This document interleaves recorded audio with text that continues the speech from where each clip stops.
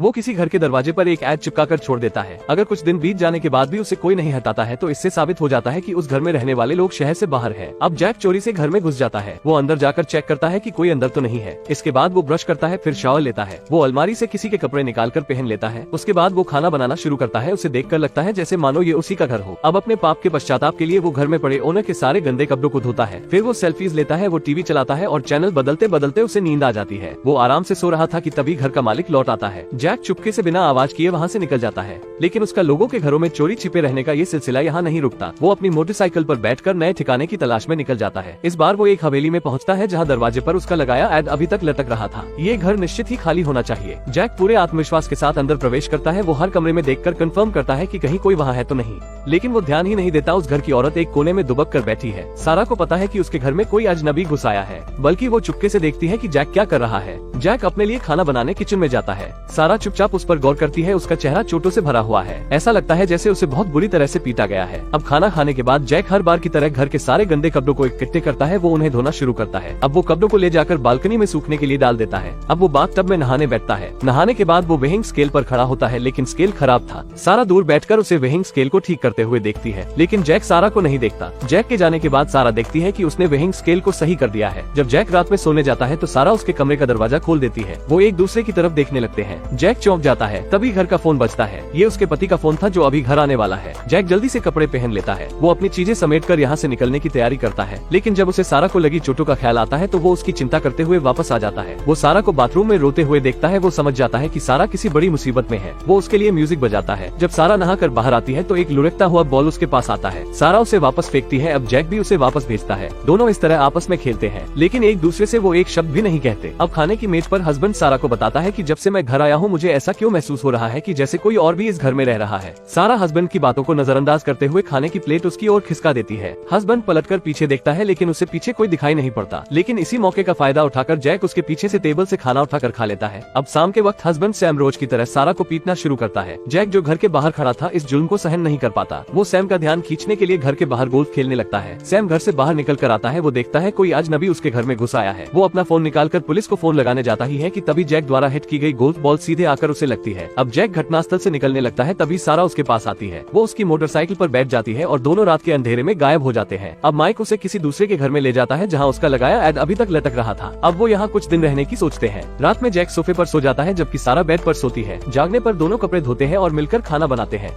अब घर को साफ सुथरा करके वो कुछ दिन बाद एक नए घर की तलाश में निकल जाते हैं। इस बार वो एक बॉक्सर के घर में घुसते हैं। सारा और जैक मिलकर बॉक्सर के साथ एक सेल्फी लेते हैं। अब रात को दोनों सो जाते हैं, लेकिन दोनों ने नहीं सोचा था कि बॉक्सर आधी रात को घर आ जाएगा। अब दो अजनबियों को अपने घर के बेड पर लेटे देख बॉक्सर बॉक्सिंग ग्लव्स पहनकर उनके पास जाता है। वो जैक के मुंह पर एक जोर का मुक्का मारता है, लेकिन सही समय पर बॉक्सर की बीवी उसे पीछे खींच लेती है। लेकिन जब उन्हें पता चलता है कि घर में कुछ भी चोरी नहीं हुआ है तो वो जैक और सारा को जाने देते हैं। लेकिन वो दोनों हमेशा की तरह किसी दूसरे के घर में रहने के लिए निकल जाते हैं। अब दोनों एक दूसरे के पास आने लगते हैं।